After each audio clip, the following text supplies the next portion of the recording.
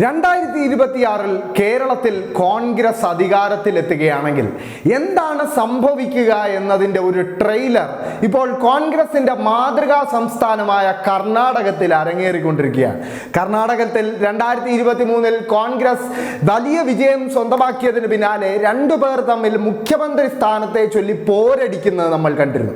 അത് ഒന്നാൾ ഇപ്പോഴത്തെ മുഖ്യമന്ത്രിയായ സിദ്ധരാമയ്യയും മറ്റൊരാൾ ഉപമുഖ്യമന്ത്രിയായ കെ ശിവകുമാറുമാണ്. ഇപ്പോൾ ഇരുവരും തമ്മിൽ ഒരു ധാരണയായിരിക്കുന്നു മുഖ്യമന്ത്രി സ്ഥാനത്തെ ചൊല്ലി എന്നൊരു വാർത്ത പുറത്തു വരികയാണ്.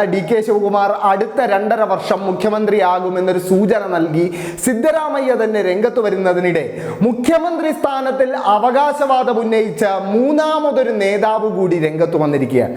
അത് കർണാടകയുടെ പൊതുമരാമത്ത് വകുപ്പ് മന്ത്രിയായ സതീഷ് ജാർക്കഹോളിയാണ്. അദ്ദേഹം ആവശ്യപ്പെടുന്നത് തനിക്കും തൻ്റെ സമുദായത്തിനുമാണ് മുഖ്യമന്ത്രി സ്ഥാനത്തിന് അവകാശം എന്ന് തന്നെയാണ്. എന്തായാലും കേരളത്തിലും കോൺഗ്രസ് 2026 അധികാരത്തിൽ വരികയാണെങ്കിൽ വി സതീശനും രമേശ് ചെന്നിത്തലയും സി വേണുഗോപാലും ശശി തരൂരും സുധാകരനും ഒക്കെ തമ്മിൽ സമാനമായൊരു തർക്കം അരങ്ങേറുമെന്ന കാര്യത്തിൽ ആർക്കും സംശയമില്ല. പക്ഷേ കർണാടകത്തിൽ കോൺഗ്രസ് അധികാരത്തിലേറിയതിനു ശേഷം കർണാടകം എന്ന അവരുടെ മാതൃകാ സംസ്ഥാനം ഒരു സാമ്പത്തിക പ്രതിസന്ധിയിലേക്ക് കൂടി നീങ്ങുകയാണ് എന്നതാണ് വസ്തുത. അതിന്റെ തെളിവുകൾ ഈ വർഷം തുടങ്ങിയതിനു ശേഷം തന്നെ അവിടെ നിന്നും പുറത്തു വന്നിരുന്നു. 2 പ്രധാനപ്പെട്ട നിരക്ക് വർധനകൾ പ്രഖ്യാപിക്കാനായിരുന്നു കോൺഗ്രസ് സർക്കാർ ഈ വർഷം തുടങ്ങിയതിനു ശേഷം തന്നെ നിർബന്ധിതരായിരിക്കുന്നത്. അതിൽ ആദ്യത്തേത് മെട്രോയിലെ നിരക്ക് വർധനയാണ്. രാജ്യത്തെ ഡൽഹി മെട്രോ കഴിഞ്ഞാൽ രണ്ടാമത്തെ ഏറ്റവും വലിയ മെട്രോ സേവനദാതാവാണ് ബംഗളൂരു മെട്രോ. ആ ബംഗളൂരു മെട്രോയിൽ 40 മുതൽ 45% വരെ നിരക്ക് വർധനവ് നടപ്പാക്കാനാണ് ഇപ്പോൾ കർണാടക സർക്കാർ തയ്യാറെടുക്കുന്നത്. അതിന് മുൻപായി ഈ വർഷം ആദ്യം അവിടുത്തെ ട്രാൻസ്പോർട്ട് കോർപ്പറേഷനുകളിൽ 4 റോഡ് ട്രാൻസ്പോർട്ട് കോർപ്പറേഷനുകളിലെ ബസ്സുകളിലെ ടിക്കറ്റ് നിരക്ക് 15% വർദ്ധിപ്പിച്ചതും ഇതേ കോൺഗ്രസ് സർക്കാരാണ്.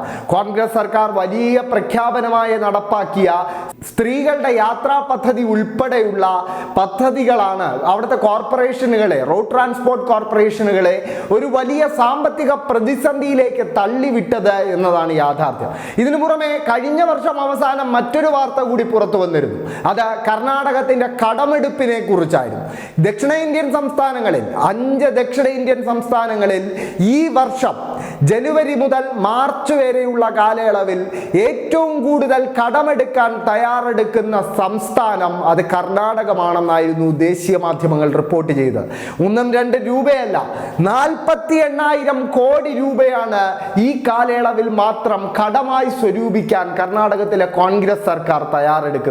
ഈ പട്ടികയിൽ കോൺഗ്രസ് നേതാക്കൾ എപ്പോഴും കടമെടുപ്പിന്റെ സംസ്ഥാനമെന്ന് കളിയാക്കി വിളിക്കുന്ന കേരളം ഏറ്റവും പിന്നിലാണെന്ന് പറയേണ്ടിയിരിക്കുന്നു. കേരളം ഈ കാലയളവിൽ, അതായത് ജനുവരി മുതൽ മാർച്ച് വരെയുള്ള ഈ വർഷം കാലയളവിൽ കടമെടുക്കാൻ ഉദ്ദേശിക്കുന്നത് വെറും 17,000 കോടി രൂപയാണ്. ആ സ്ഥാനത്താണ് കർണാടകം 48,000 കോടി രൂപ സ്വരൂപിക്കാൻ തയ്യാറെടുക്കുന്നത്. കർണാടകത്തിനെ ഒരു വലിയ സാമ്പത്തിക പ്രതിസന്ധിയിലേക്ക് കോൺഗ്രസ് സർക്കാർ കൊണ്ടുവന്നെത്തിച്ചു എന്ന ആരോപണവുമായി BJPയും JDSും അടക്കമുള്ള കക്ഷികൾ ഇതിനോടകം പ്രതിഷേധവുമായി രംഗത്ത് വന്നു കഴിഞ്ഞു. അതിനിടെയാണ് ഇപ്പോൾ കർണാടകത്തിലെ കോൺഗ്രസിൽ മുഖ്യമന്ത്രി സ്ഥാനത്തെ ചൊല്ലി 3 പേർ തമ്മിൽ വലിയ കടിപിടി അരങ്ങേറിക്കൊണ്ടിരിക്കുന്നത്. എന്തായാലും കേരളത്തിലും 2026 കോൺഗ്രസ് ആണ് അധികാരത്തിൽ വരുന്നതെങ്കിൽ സമാനമായ ഒരു അവസ്ഥ ഇവിടെയും സംജാതമാകും മുഖ്യമന്ത്രി സ്ഥാനത്തെ ചൊല്ലി എന്ന കാര്യം ഉറപ്പാണ്.